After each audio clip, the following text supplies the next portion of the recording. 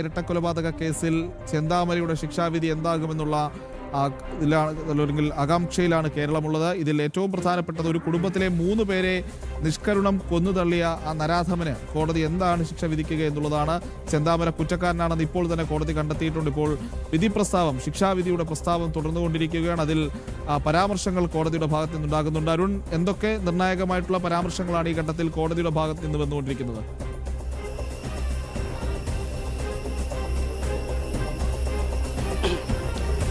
പ്രജിത്ത്, ചെന്താമരയ്ക്ക് ഏത് തരത്തിലുള്ള ശിക്ഷ നൽകും എന്നുള്ളതാണ് എല്ലാവരും ആകാംക്ഷയോടുകൂടി ഉറ്റുനോക്കുന്നത്. വധശിക്ഷ തന്നെ പ്രതിക്ക് നൽകുമോ എന്നുള്ളത് തന്നെയാണ് ഇപ്പോൾ ഏതായാലും കേസ് രണ്ടാമതായിട്ട് പരിഗണിച്ച അഡീഷണൽ ജില്ലാ സെഷൻസ് കോടതി ജഡ്ജി കെനത്ത് ജോർജ് ഈ വിധി വായിക്കുകയാണ്. അതിൽ പ്രധാനമായിട്ടും ആദ്യം പ്രതിക്ക് മാനസിക പ്രശ്നങ്ങളൊന്നും ഇല്ല എന്നുള്ള റിപ്പോർട്ടും അതുപോലെ തന്നെ പ്രതിക്കെതിരായ പ്രൊബേഷൻ ഓഫീസർ റിപ്പോർട്ടും ഒക്കെ കോടതിയിൽ വായിക്കുകയുണ്ടായി. മാത്രമല്ല, ഈ പ്രതി ശിക്ഷ വിധിച്ച ദിവസം, കുറ്റക്കാരനാണെന്ന് കണ്ടെത്തിയ ദിവസം തനിക്കെതിരെ വന്നു കഴിഞ്ഞാൽ താൻ ആരെയും കൊലപ്പെടുത്തും, താൻ ഗാന്ധിജി അല്ല എന്നൊക്കെ പറഞ്ഞ ആ പരാമർശങ്ങളൊക്കെ കോടതി വായിക്കുകയുണ്ടായിട്ടുണ്ട്. അവനവന് വന്നാലേ അറിയൂ എന്ന പ്രതികരണങ്ങൾ ഉൾപ്പെടെ വായിച്ചു. അതുപോലെ തന്നെ ജില്ലാ നിയമസഹായ വേദിയിൽ അഭിഭാഷകൻ കോടതി പറയുന്ന മറ്റൊരു പ്രധാനപ്പെട്ട പരാമർശം എന്നുള്ളത് ഈ പ്രതി 2 പെൺകുട്ടികളുടെയും ജീവന് ഭീഷണിയാണെന്ന്. അതായത് സുധാകരന്റെ 2 മക്കളുടെയും ജീവന് ചെന്താമര ഭീഷണിയാണെന്ന് കോടതി ചൂണ്ടിക്കാട്ടുന്നുണ്ട്. ഒപ്പം ഈ പറയുന്ന രീതിയിൽ പ്രതിക്ക് മാനസാന്തരമുണ്ടാകാൻ ഒരു സാധ്യതയുമില്ല എന്ന രീതിയിലേക്ക് കോടതി വിധി പ്രസ്താവത്തിൽ ഉൾപ്പെടുത്തിയിരിക്കുന്നു. പ്രതിക്ക് മാനസിക പ്രശ്നമില്ല എന്നുള്ള ഡോക്ടറുടെ റിപ്പോർട്ടും പ്രതിക്കെതിരായ പ്രൊബേഷൻ ഓഫീസറുടെ റിപ്പോർട്ടുകളും ഇപ്പോൾ കോടതി വായിച്ചിട്ടുണ്ട്. മറ്റ് വിശദാംശങ്ങളിലേക്ക് അരുൺ, ഇതിലേറ്റവും പ്രധാനപ്പെട്ട കാര്യം പ്രതിക്ക് മാനസാന്തരമുണ്ടാകില്ല എന്നുള്ള പരാമർശത്തിലേക്ക് കോടതി പോയിരിക്കുന്നു. അരുൺ,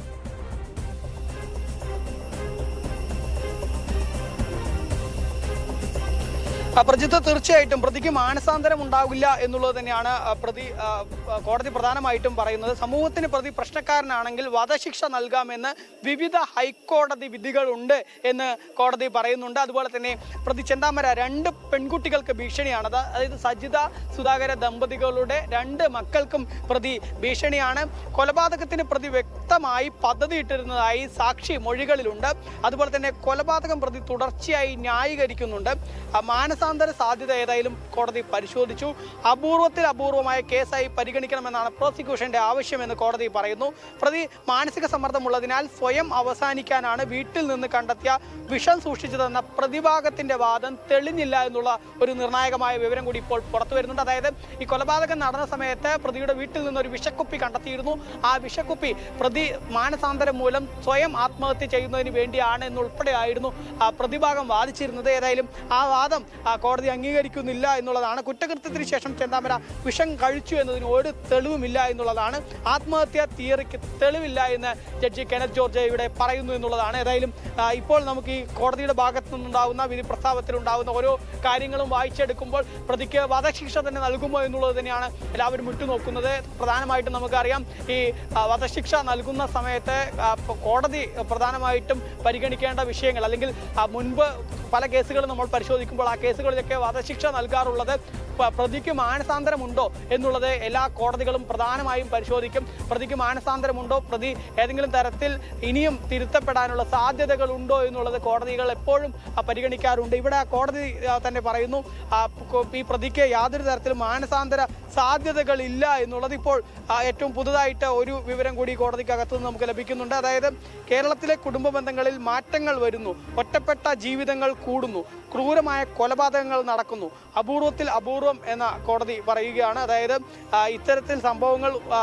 കേരളത്തിൽ അധികമായിട്ടുണ്ടാകുന്നു എന്നൊരു കാര്യം കൂടി ഇപ്പോൾ കോടതി ഈ ഘട്ടത്തിൽ പറയുന്നു എന്നുള്ളതാണ്. ഞാൻ നേരത്തെ പറഞ്ഞു തന്നതുപോലെ കോടതി വധശിക്ഷ നൽകണമെങ്കിൽ പ്രധാനമായിട്ടും ഈ പ്രതിക്ക് ഏതെങ്കിലും തരത്തിൽ മാനസാന്തരപ്പെടാനുള്ള സാധ്യത പരിഗണിക്കാറുണ്ട്. ഇവിടെ ഏതായാലും അത്തരം സാധ്യതകളില്ല എന്ന് തന്നെ കോടതി പറയുന്നു. പിന്നെ ഉള്ളത് പ്രായത്തിന്റെ ആനുകൂല്യമാണ്. ഈ ചെന്താമരയ്ക്ക് 62 വയസ്സാണ്. നേരത്തെ പ്രതിഭാഗം ഉൾപ്പെടെ വായിച്ചിരുന്നത് പ്രായം കണക്കിലെടുത്തുകൊണ്ട് പ്രതിക്ക് കുറ്റബോധമുണ്ട്. അതുകൊണ്ട് തന്നെ പ്രതിക്ക് ഈ വധശിക്ഷ നൽകരുത് എന്നുള്ളൊരു വാദമായിരുന്നു പ്രതിഭാഗം പ്രധാനമായിട്ടും വാദിച്ചിരുന്നത്. അതായത് ഈ ചെന്താമരയെ സംബന്ധിച്ചിടത്തോളം ഈ കേസിന്റെ വിചാരണ വേളയിൽ ഒരു ഘട്ടത്തിൽ പോലും ചെന്താമര കുറ്റബോധം പ്രകടിപ്പിച്ചിരുന്നില്ല എന്നുള്ളത് കോടതി തന്നെ നിരീക്ഷിച്ചിട്ടുണ്ട് എന്നുള്ളതാണ് കോടതിയുടെ ഇപ്പോഴത്തെ വിധി പ്രസ്താവത്തിൽ നിന്ന് നമുക്ക് മനസ്സിലാക്കാൻ സാധിക്കുന്നത്. നേരത്തെ ഈ കോടതി വരാന്തയിൽ വെച്ച് തന്നെ പലതവണ താൻ ഇനിയും കൊലപാതകങ്ങൾ നടത്തുമെന്ന് ആവർത്തിച്ച് വെല്ലുവിളിച്ചിട്ടുള്ള വ്യക്തിയാണ് ചെന്താമര. അതുകൊണ്ട് തന്നെ അത്തരത്തിൽ വെല്ലുവിളികൾ നടത്തിയിട്ടുണ്ട്.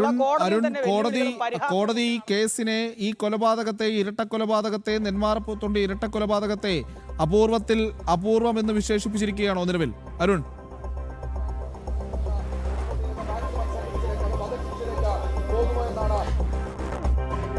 പ്രധാനപ്പെട്ട ഒരു വിധി വന്നിരിക്കുന്നു.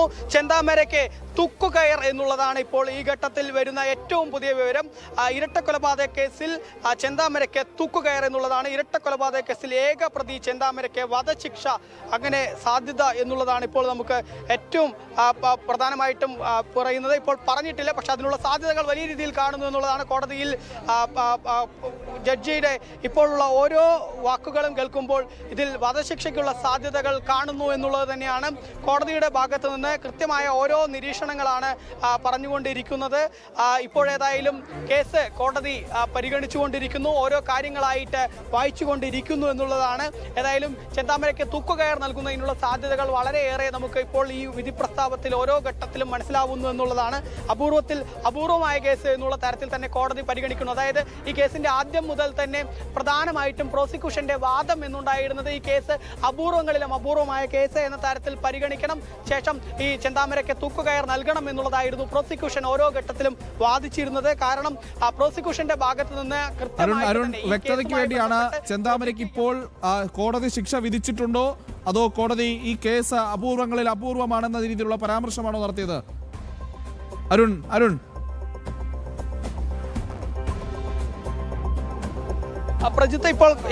പ്രജിത്ത് ഇപ്പോൾ കോടതിയുടെ ഭാഗത്തു നിന്ന് അപൂർവങ്ങളിലും അപൂർവമായ കേസ് എന്ന തരത്തിൽ തന്നെയാണ് കോടതി ഈ കേസിനെ പരിഗണിക്കുന്നത് എന്നുള്ളതാണ് ഏറ്റവും പുതുതായി പുറത്തു വരുന്ന കാര്യം. അതായത് പ്രോസിക്യൂഷന്റെ ഭാഗത്തു നിന്നും നേരത്തെ പ്രധാനമായിട്ടും ആവശ്യമായിട്ട് ഉയർന്നത് ഈ കേസ് അപൂർവങ്ങളിലും അപൂർവമായ കേസ് എന്ന തരത്തിൽ പരിഗണിക്കണം, തുടർന്ന് വധശിക്ഷ നൽകണം എന്നുള്ളതാണ്. ഇപ്പോൾ കോടതിയുടെ ഭാഗത്തു നിന്ന് ഈ വിധി പ്രസ്താവനത്തിൽ ഓരോ വാക്കുകളും കേൾക്കുമ്പോൾ തൂക്കുകയർ നൽകാനുള്ള സാധ്യതകൾ വളരെയേറെ കാണുന്നു എന്നുള്ളതാണ്. കാരണം പ്രോസിക്യൂഷന്റെ വാദം തന്നെ അങ്ങനെയായിരുന്നു, ഇതിൽ അപൂർവമായ കേസ് എന്ന തരത്തിൽ പരിഗണിച്ചുകൊണ്ട് ചെന്താമരയ്ക്ക് ശിക്ഷ നൽകണം എന്നുള്ളതാണ്. ഏതായാലും ഇതേ ജഡ്ജി തന്നെയായിരുന്നു 2019 ഈ ചെന്താമര നടത്തിയിട്ടുള്ള വധക്കേസായിട്ടുള്ള സജിത വധക്കേസ് ഇതേ ജഡ്ജും ഇതേ കോടതിയും തന്നെയായിരുന്നു പരിഗണിച്ചിരുന്നത്.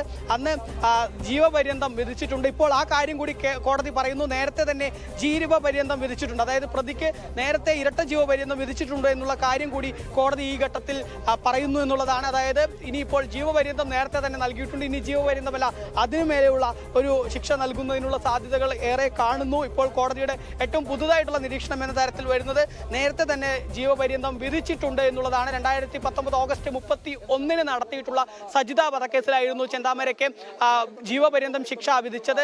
ആ ശിക്ഷ വിധിക്ക് അതായത് 2025 ഒക്ടോബർ മാസത്തിലായിരുന്നു ഈ സജിത വധക്കേസുമായി ബന്ധപ്പെട്ട കോടതിയുടെ വിധി ഉണ്ടായത്. അന്ന് പ്രതിക്ക് ഇരട്ട ജീവപര്യന്തം വിധിക്കുന്നു. ആ സമയത്ത് പോലും ഈ കൊലപാതകം നടത്തി, അതായത് ഈ ഇരട്ട കൊലപാതകം നടത്തിയതിന് ശേഷമായിരുന്നു പിന്നീട് സജിത വധക്കേസ് കോടതി പരിഗണിക്കുകയും അതിൽ വിധി പ്രസ്താവന നടത്തുകയും ഒക്കെ ചെയ്തിരുന്നത് എന്നുള്ളതാണ്. ഈ ഘട്ടത്തിൽ ഏത് തരത്തിലുള്ള വിധി ആയിരിക്കും കോടതിയുടെ ഭാഗത്തുനിന്നുണ്ടാവുക എന്നുള്ളത് തന്നെയാണ്. ഇപ്പോഴേതായാലും കോടതി ഈ കേസ് പരിഗണിക്കാൻ തുടങ്ങിയിട്ട്, അതായത് കേസിന്റെ വിധി വായിക്കാൻ തുടങ്ങിയിട്ട് കുറച്ചേറെ സമയമായി. നമുക്ക് 11:03 അതായത് 11 മണിക്ക് കോടതി ആരംഭിച്ച് ആദ്യം ഒരു കേസ് പരിഗണിക്കുന്നു. രണ്ടാമത്തെ കേസായി 11:03 ഈ കേസ് കോടതി പരിഗണിച്ചത്.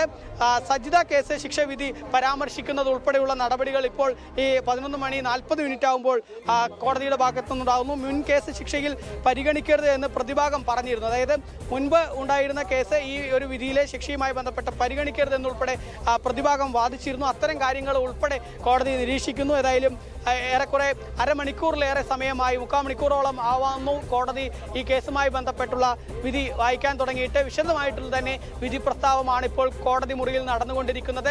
ഏതായാലും ഈ ചെന്താമര എന്ന കൊടും ക്രിമിനലിന് ഏത് തരത്തിലുള്ള ശിക്ഷയായിരിക്കും കോടതി വിധിക്കുക എന്നുള്ളതാണ് എല്ലാവരും ഉറ്റുനോക്കുന്നത്. ഈ കേസിൽ ചെന്താമരയ്ക്ക് വധശിക്ഷ തന്നെ നൽകണം എന്നുള്ള ആവശ്യമാണ് പ്രധാനമായിട്ടും കഴിഞ്ഞ ദിവസങ്ങളിലൊക്കെ നമ്മൾക്ക് കാണാൻ സാധിക്കുന്നത്. പ്രോസിക്യൂഷനും സുധാകരന്റെ മക്കളും മാത്രമല്ല, ഈ നെന്മാറയിലെയും പോത്തുണ്ടിയിലെയും ഒക്കെ ജനങ്ങളുടെ ഭാഗത്തു നിന്ന് ഉൾപ്പെടെയുള്ള ആവശ്യം എന്നുള്ളത് ഈ പ്രതിക്ക് ഈ വധശിക്ഷ തന്നെ നൽകണം എന്നുള്ളതാണ്. പ്രതി പുറത്തിറങ്ങിയാൽ ഇനിയും നിരവധി കൊലപാതകങ്ങൾ നടത്തുന്നതിന് തന്നെ സാധ്യതയുണ്ട് എന്നുള്ളതാണ് നേരത്തെ ജനങ്ങൾ ഉൾപ്പെടെ പറയുന്നത്. കാരണം ഈ പ്രതിക്ക് കടുത്ത ഈ പ്രതികാര ദാഹമാണുള്ളത്. മാനസിക പ്രശ്നങ്ങളൊന്നുമില്ല എന്നുള്ള ഘടകം കൃത്യമായിട്ട് തന്നെ കോടതിയിൽ അവതരിപ്പിച്ചിട്ടുണ്ടായിരുന്നു. അത് കോടതിയിൽ അതിന്റെ റിപ്പോർട്ട് ഉൾപ്പെടെ സമർപ്പിച്ചിരുന്നു. ജില്ലാ കുട്ടികളുടെ പ്രതികരണം നമ്മൾ കഴിഞ്ഞ ദിവസം കണ്ടതാണ്. സുധാകരന്റെ മക്കളുടെ പ്രതികരണം കഴിഞ്ഞ ദിവസം കണ്ടതാണ്. കാരണം കോടതിയിൽ പോലും അയാൾ ഏത് രീതിയിലാണ് സംസാരിക്കുന്നത് എന്നുള്ളത് അവർ പറഞ്ഞതാണ്. അവർ ആ കോടതി മുറിയിൽ ഉണ്ടായിരുന്നപ്പോൾ പോലും അയാളുടെ പരാമർശങ്ങൾ അവർ പറഞ്ഞതാണ്. എന്തായാലും പ്രതിക്ക് മാനസാന്തരം ഉണ്ടാകില്ലെന്നുള്ള കാര്യം കോടതി പറയുന്നു. ആ കുട്ടികൾക്ക് പ്രതി ഒരു ഭീഷണിയാണെന്നുള്ള പരാമർശം കോടതിയുടെ ഭാഗത്തു നിന്നുണ്ടാകുന്നു. അങ്ങനെ എങ്കിൽ കടുത്ത ശിക്ഷയിലേക്ക് കാര്യങ്ങൾ പോകും എന്നുള്ളത് തന്നെയാണ് ഈ ഘട്ടത്തിലും ഉണ്ടാകുന്നത്. പക്ഷെ അപ്പോഴും വിധി പ്രസ്താവം നീളുകയാണ്. കോടതി ഓരോ കാര്യങ്ങളും എടുത്തെടുത്ത് പറയുന്നു. അതിൽ അപൂർവങ്ങളിൽ അപൂർവമായ ഒരു സംഭവമാണെന്ന കോടതിയുടെ പരാമർശവും വന്നിരിക്കുന്നു. അങ്ങനെ പരിഗണിക്കണമെന്ന പ്രോസിക്യൂഷന്റെ ആവശ്യം ഈ ഘട്ടത്തിൽ കോടതി അംഗീകരിച്ചിരിക്കുന്നു എന്നുള്ളതാണ് അരുൺ അവിടെ നിന്ന് റിപ്പോർട്ട് ചെയ്യുന്നത്. ഇനി ഏതാനും മിനിറ്റുകൾ മാത്രം ബാക്കി ഈ കേസിലെ വിധികൾ വരാൻ.